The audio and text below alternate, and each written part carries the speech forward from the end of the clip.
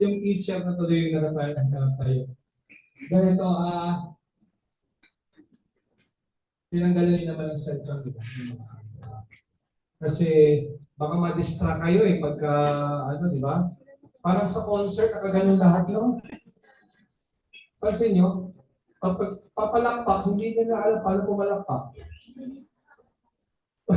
Alam mo, yung artist nga, merong ano yung Coldplay. Sabi niya, meron silang concert na isang kanta lang, sabi niya, walang mag-cellphone. Sabi niya, pwede ba pakiusap, isang kanta lang, huwag mo na kayo mag-cellphone. Ibaba niyo muna lahat yan, i-enjoy muna natin yung moment, di ba? Kasi pag nag-cellphone, nakatingin sa, ano na eh, sa cellphone. So, araw-araw mo naman kasama yan. So, sa training natin, para mas lalong, ano, pumasok, wala mga tayong cellphone, notes muna tayo.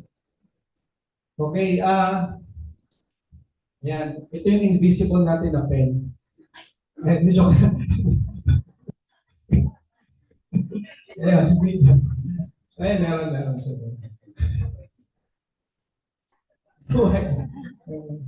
Meron silang whiteboard, marker.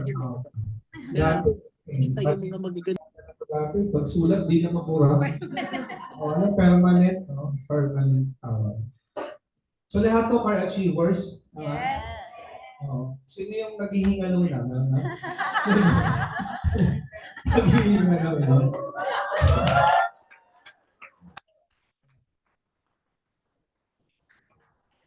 Okay lang yan, di ba? At least may sasakyan. Yes.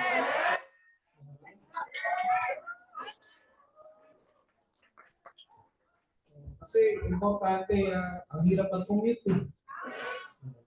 Tsaka hindi naman luxury yung sasakyan. Necessity na natin yan, di ba? So mahirap, sanay ka na mag-commute eh, dati pa, di ba? At least may bagong nangyayari sa buhay mo. Ano naman, papayag ka ba? Hindi mo ma-experience magka-kotse man lang, di ba? Dati din naman kami, wala din sasakyan. Lahat naman halos eh, ng mga top earners na, lalo na itong mga pioneers natin, kasi nakita namin sila nag-uumpisa eh. Baby pa to si Mentor Jimmy nung nag-start. Yeah, 17 ka lang yun, ba? Baby pa kasi pag 18, saka matawag na adult. Pag baby, pagka 17 pa ba? Pag 18, adult na. Eh 17 na siya nag-start, wala rin siya sa sakyan. Sila Mentor May, yan. Sila Mentor ka. Wala rin sasakyan, no? Ilan lang naman yung mga nepo babies eh, no? Meron, ay pagpanganak, meron na agad. Walang masama sa word ng nepo, ah. Kasi wala naman siya kasalanan kung pinanganak silang mayaman, di ba? Anak ng artista. Nepo babies ang tawag doon. Sila Andres Mulak, sila, sino yan? Akasha na. Marami eh. Anak ni Carmina at saka ni ano. Sabi ng Nepo babies, ibig sabihin, merong magulang na gumawa ng way. Diba? Para lakaran na lang ng kanilang mga anak. Napadali yung buhay ng mga anak. Pero iba rin naman yung mali yung ginawa ng, iba yun. Minsan kasi ngayon na ano sa flood control yung word na Nepo eh. Diba? Natay eh. Normal yung Nepo babies. Pag kayo, after 5 years, ang yayaman nyo na, Nepo babies yung anak nyo. So, di ba? So, proud Nepo babies na pag ano. So, hindi naman galing sa masama yung ano. Ngayon kasi pumangit lang yung pagka-dinig kasi na-attach sa mga ibang issue. Pero yung word ng Nepo, normal yun. Anak ng negosyante, anak ng, later on, pag nagkaanak na sila mentor, hindi ko na ituro kasi. Kasi mentor ka pala, may baby, oh. No? Eh, si Nash, Nepo baby na yun. Pero mo, Lamborghini yung ano. Tapos sa international school pa nag-aral. Di ba? Oh. Tayo, meron ba itong mahirap na pinanganak? Meron? Kasama yung mga katulad namin. Pero yung hindi Nepo babies, madami-dami pa lang tayo, no? Halos lahat na nandito, no? Talagang ito yung mga lumalaban sa buhay, no? Yung bata pa lang, kailangan ng magtrabaho. Ha? So, hinintay ko lang kung merong marker. Kung wala, diretso ko na, ano? Kasi wala na tayo. Oo. Di, okay lang, okay lang. Kahit naman di ako magsulat, okay lang. Oo. Ano lang naman yung sulat, parang nakasanayan lang na ano. Di ba? Ganun. Pero, yung topic natin for tonight, alam ko narinig nyo naman ako. Kasi atin naman na kayo atin ng trainings, di ba? Kasi lahat naman na nandito, ito yung mga, di ba meron tayong USB sa community natin. Merong user, seller, and so kayo yung nasa B. Tama ba? Okay. So ganito yon. Una, ang ituturo natin yung right approach. Yung tamang approach. Sa business natin, kailangan alam mo yung tamang approach. Kasi kung ano yung in-approach mo na konsepto dun sa client, yun yung kanyang magiging perspective na. Yun na yung kanyang mindset.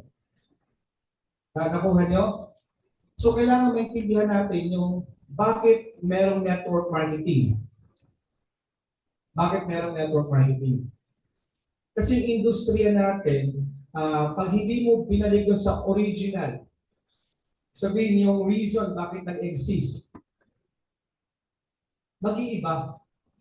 Konting linis lang, mali na. So, kailangan ibalik natin. Ganito yan. Sa marketing, merong 3 types of distribution. Sa negosyo, ganito. Pag meron kang produkto, merong 3 paraan paano mo siya i-distribute. Ibig sabihin, paano mapunta sa client o customer yung product mo. No? Either services or tangible. Sa atin, sa dietary supplement, tama? Or mga health products or mga beauty products, ito yung tangible, yung nahahawakan. So, pag nag-approach tayo, kasi para mag-gets ka lang, kasi para pag nag-present ka, malinaw dun sa kausap mo. So, ganito yan. Meron tinatawag na retail store distribution. Retail store distribution. Ano ibig sabihin nun?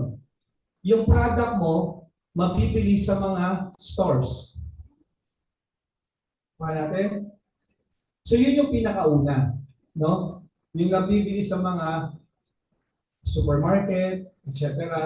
Pambawa, kung health products sa drugstores, pharmacies, tama? So ngayon, ganito. Nasa 35 hanggang 50%, depende sa product, depende sa brand, no? Depende sa brand, ang kukunin ng store doon sa presyo ng produkto mo. Halimbawa, meron tayong barley. About barley. Yung isang box, magkano yung SRP? 1,000. So ngayon, pag binili sa store, 1,000. Tama? Pero yung store may cut siya na 35 to 50%. Meron siyang cut.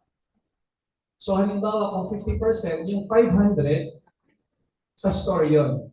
Bakit malaki yung sa store? Bakit malaki? Kasi kung sino ang may pinakamalapit sa customer, sila ang may pinakamalaking profit. Sa business, ganon. Kung sino ang malapit sa customer, siya yung may pinakamalaking profit pagdating sa business.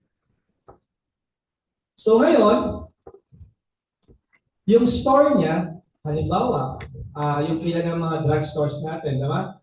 So, established na yan, tama? Kung nakalagay dyan, gamot ay siguradong bago. Tama? Diba? Parang ganun. So, sigurado ka. Parang ganun. So, established na yan nationwide. Lalagyan mo lahat yan ng inventory mo, ng produkto mo. Thank you, Tom. Pogi talaga eh. No? Take na yan. Huwag na kayong mag-assume. Ay, mag-ano ha? Yan. So ngayon, siya ang may pinakamalaki kasi doon mabibili yung produkto mo sa kanya. Nakuha niyo? Ngayon, para malaman na may produkto ka sa store, anong gagawin mo? I-advertise mo. Nakuha niyo? So ngayon, kukuha ka ngayon ng either artista, influencers, ngayon kasi sa panahon ngayon, may influencers na mga athlete o mga kilalang tao. Ngayon, saan mo ilalagay? Doon sa may network. Sa may network, meaning sa mga media platforms. Kasi yung media, sila yung may network. Kaya nga tinawag yung ABS-CBN network, GMA network. Nakuha nyo? Kumbaga, ang Facebook, ano siya? Social media network. So meaning, ito yung maraming nanonood sa kanila. Kasi may mga program sila na ginagawa. Meron sila mga content. Ngayon, content na tawag. So ngayon, babayaran mo sila. Kasi may network sila eh. Magbabayad ka ngayon sa kanila para makita ng network nila yung product mo. I-ads mo ngayon. So, magbabayad ka ngayon. Billboards. Kasi ang billboards, may network yan. Alam mo, dyan sa may EDSA, mahal ng bayad yan. Kasi meron silang ibibigay sa'yo na ang traffic po dito, 500,000 sa isang araw ang dumadaan. Ganoon. Pagka konti lang dumadaan, mas mura. Naintindihan nyo? Okay. So, gagastos ka din. So, as a company, kung negosyante ka, meron ka ding budget para sa advertisement. So, una, kukunin yung 35 to 50% ng store. Tapos, kukunin din yung 20 to 30% ng advertisement. Ganun po yung negosyo. Kuha nyo? So, malaki po yung gastos na. Ngayon, pangalawa, kung ayaw mo sa mga brick and mortar, yung physical store, pumasok na yung era ng internet, meron na tinatawag na online distribution. So, wala ka sa store, gumawa ka ng e-commerce mo ngayon. So, nandun na yung mga, si Amazon, di ba? Ngayon, dito sa atin, si Lazada, si Shopee, di ba? Tapos ikaw, mayroon ka ng sariling website. Kaya lang, paano malalaman ng tao yung website mo? Gagawa ka ngayon ng content. Kukuha ka ulit ng artista or celebrity o gagawa ka ng content, gagawa ka ng ads. Ngayon, babayaran mo ngayon si Meta para ibabato niya doon sa interested sa tingin niya na pwedeng bumili ng produkto mo. Kaya meron tinatawag ng e-commerce na. So, sino ba ditong nakasubok ng mag-e-com? Meron na ba? Yan. Nagbabay ka ng ads, no? Bibili ka sa kanya, no? So, si Meta, siya na ngayon si physical store. Yung 35 to 50% ng budget mo, mapupunta sa ads. Kung gusto mo, maibato yung produkto mo sa iba. Sa mga tao. Nakuha natin? So, laging ganon. Pangatlo, ang tawag dito, ito yung ginagawa natin. Kaya pinanganak yung network marketing. Under siya ng direct selling. Tapos nag-evolve naging network marketing. So, isa lang yan sila. Magpipinsan lang lahat yan. Ano yun? Yung hindi nabibili sa store. yung produkto. Hindi rin direkta ka sa company makabili. Gumawa sila ngayon ng community ngayon na kanilang magiging rep or representative or agents or distributor na tinatawag. So, yun ang ginawa ng IAM Worldwide. Yung produkto, instead na ilagay natin sa drugstores, Watsons, Mercury, di ba? Doon na pupunta yung 35 to 50.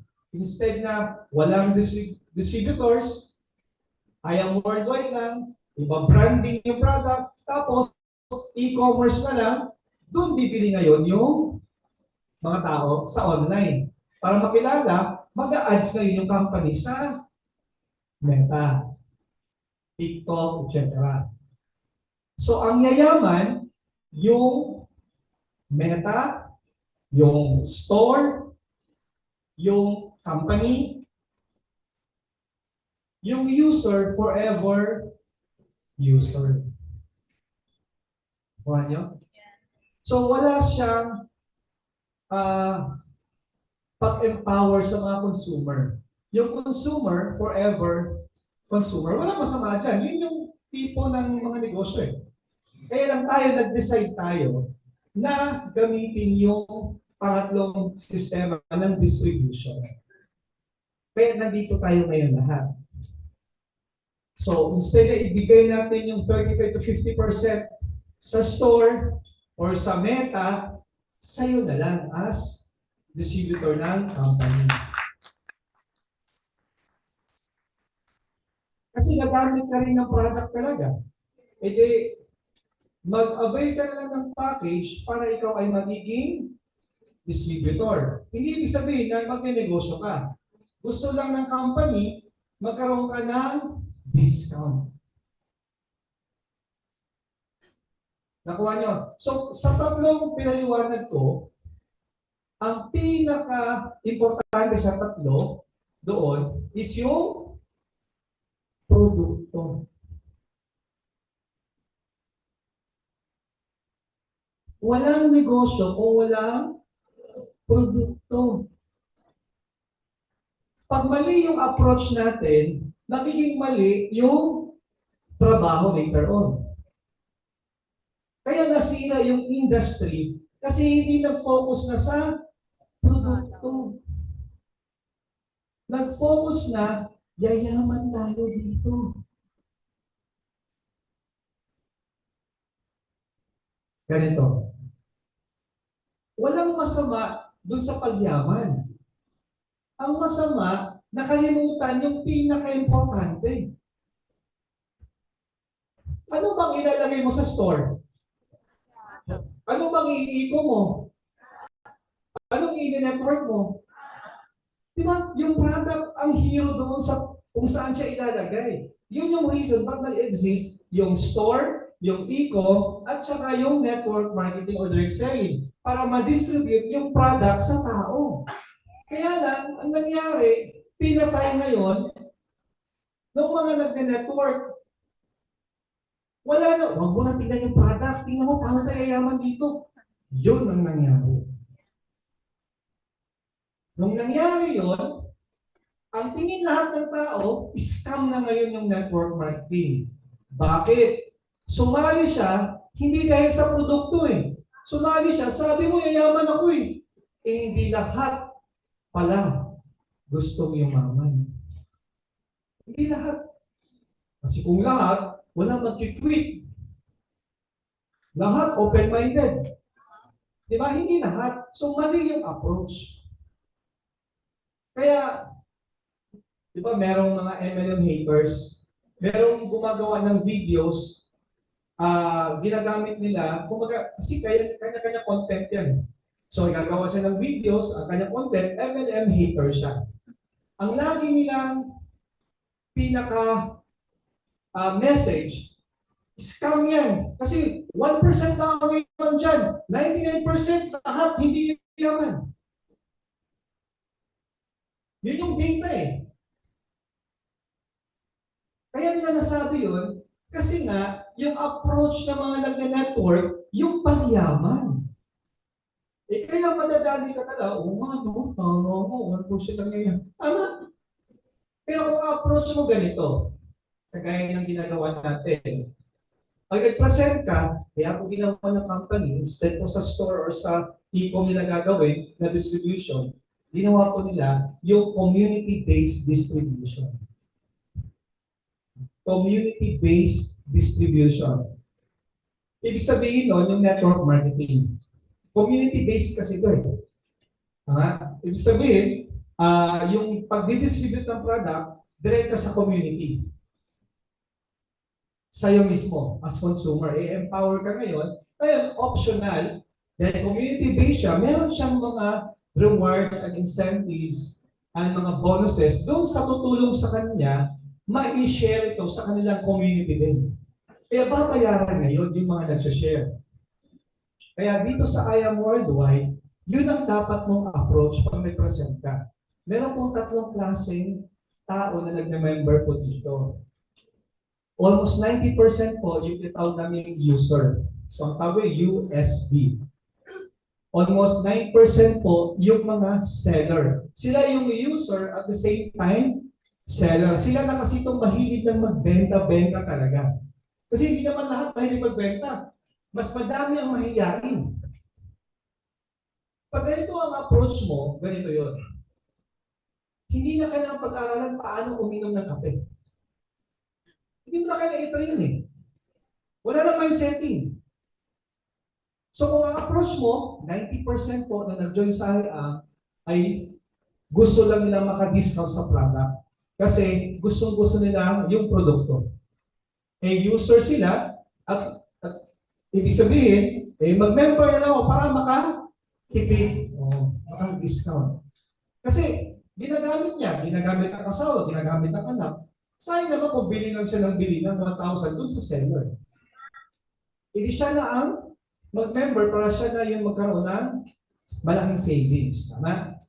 Ngayon, meron ding seller.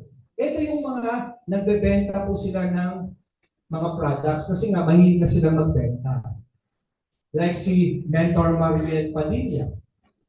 Di ba nagbebenta na siya ng mga bags, tsaka yung mga steak. Ang daming binibenta ni Mariel. So, tindera talaga siya, sabi niya. Idagdag niya na ngayon yung hindi mo, top 1 siya ulit ngayon. Top 1 siya. Hindi siya nawawala sa top 10. Sa totoo lang, lagi siya top 1, top 2, top 3, top 1, gano'n. Noong 2024 ka siya yung top 1. Actually, 2025 siya din dapat eh, di ba? Pero nabitin lang siya. Pero ngayon, baka 2026, baka siya na ulit. Kasi kausap ko na siya kanina, dire-diretso mo na to. Para yung corona, makuha mo ulit. Ay, si Mentor Mariel eh.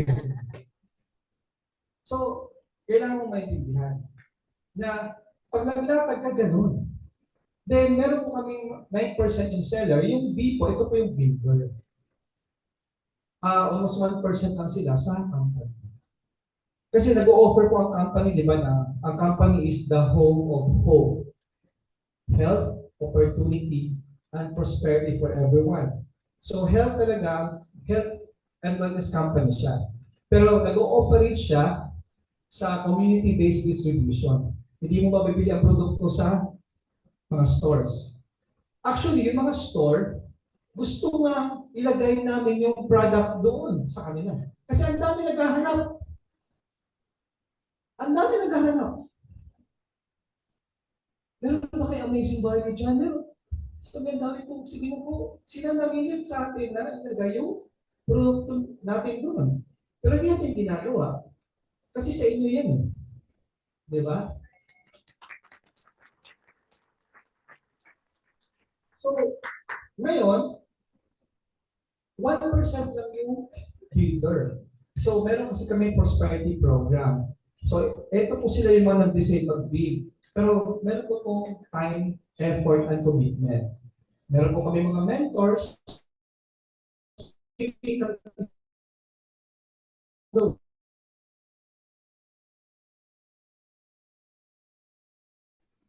Hindi puro push lang. Di ba? Kaya minsan ayaw mo na pushy. Pag ikaw, di ba, pag binibentahan ka, pushy masyado, mahalata mo eh. So, ang approach mo dyan, push and pull lang. So, pakita mo ngayon yung result ni mentor me, mentor ka. So, iba-ibang story ng buhay. Ito po, single mom. Ito po, graduate ng college. Ito po, di ba? Madami. So, ganun dapat yung approach. Pag ganun approach mo, walang magagalit kahit hindi humataw. Alam mo bakit? Umpisa pa lang, sinabi mo na agad, nilatag mo na agad, kung gustong kumita, kailangan kumilos. Nakuha mo? Alam na niya, dati kasi approach, yayaman tayo dito. Pag yumaman tayo dito, hindi siya yumaman kasi hindi naman siya kumilos. Siya yung magiging negative. Huwag tayo dyan. Pinag-7 heads pa ako dyan. Dati multiple pa eh. Pinag-15 heads pa ako dyan. Pinag-31 heads pa ako dyan. Baka sabihin, pinag-jade ako dyan, hindi na ako yumaman. Kasi, ang approach mo, yung yaman agad. Nakuha natin? Ako, napipresent pa rin kasi ako. So, gano'n yung approach ko. Ngayon, isang halimbawa, kilala to na pamilya. So, nagbakasyon sila sa Japan. Hindi siya makapo. Parang 2 to 3 days na. Kasi puro ano dun eh. Steak, yung ano, yung sa Wagyu, mga beef, di ba? Eh, mayayaman sila eh. Mayaman, karamihan constipated yun eh. Kasi yung mga nakakain, mga sarap lahat eh. So, ano, eh yung isang mayaman din na tropa niya, syempre, mga mayayaman sila, eh member natin. Sabi niya, nagbo-barley siya, tsaka macchiato. Yung iba kasi hindi mainom yung barley ng diretso, sinama sa kape. Yung macchiato niya, yun yung kanya, ano, sabi niya, sis, eto, inumin mo yan, maniwala ka sa akin. Alam mo, ininom. 10 to 15 minutes, kumulo na. May punta na siya sa room niya ngayon. Pagpunta niya sa room niya, dalawa siya sa room. Yung isa kasama niya umalis, lock yung pinto. Napupuk na siya. Ibalik siya doon sa friend niya na nagbigay ng ano. Eh, syempre nahihiya siya. Kasi maki-CR siya doon sa hotel, sa room ng ano eh. Iba kapag ka, sumingaw, di ba? Kaya maganda ka, di ba? Tapos, parang may maganda. Naamoy niya yung singaw. Kasi 2 to 3 days na yan eh. Ilagay mo yung basura. Yung basura sa bahay mo. Yung mga panis na ano, 2 to 3 days, hindi mo tinapon. Di ba ako? Sino hindi nagtapon ng basura? Maamoy agad eh. Ayaw niya doon sa friend niya. Gusto niya doon sa sarili niya. Kaya wala siyang magawa. Kasi gumagano'n-ganon na eh. Paano na eh. Aga ano. Oh. Wala siyang choice. Pretty smooth daw. Hindi siya nahihirapan. Parang sa ano yung Sunday ko?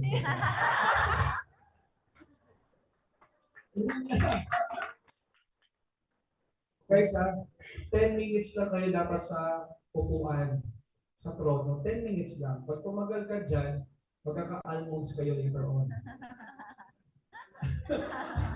O, sabi ng doktor, di ba? Kasi lahat ng pressure ng dugo niyo mapunta doon, di ba? Kasi nakaupo kayo, at iba dyan, nag-cellphone.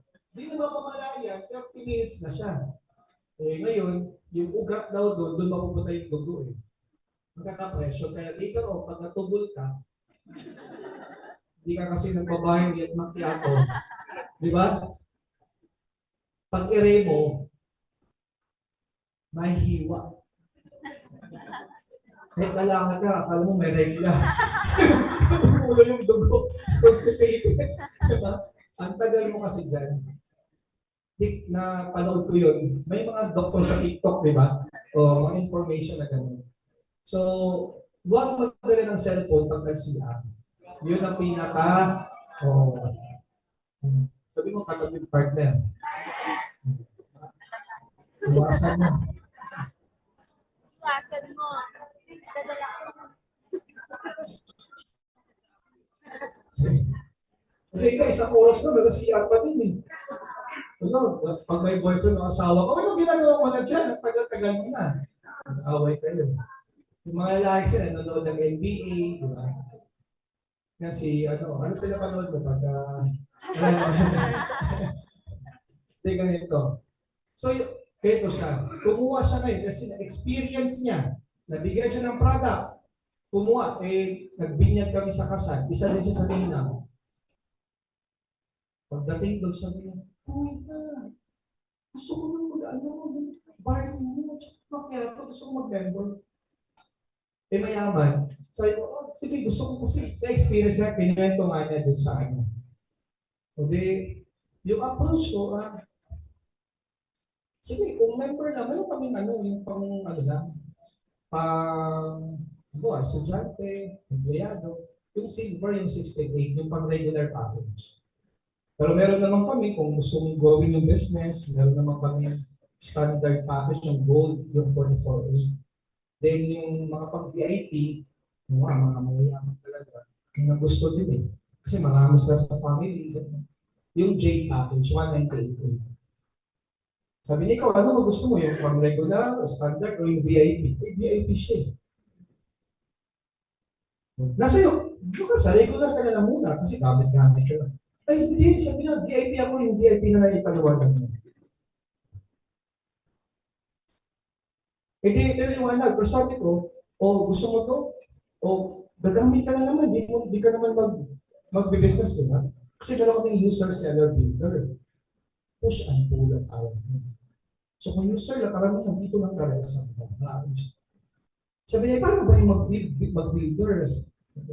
Kasi alam ko, hindi ka naman magbebenta yung isa-isa, di ba? Hindi ka naman ganun. Yung builder, sila yung binibenta yung package. Tapos, nagbibigay ng time and effort aralin yung business. So, pag naka-apat ka dyan, nakatulad sa'yo, meron kang 300K. Ay, ganun? So, pinaliwanag ngayon. Nagkita kami. Nag-member siya, J package. Kilala niyo po kilala kasi yung pamilya nito.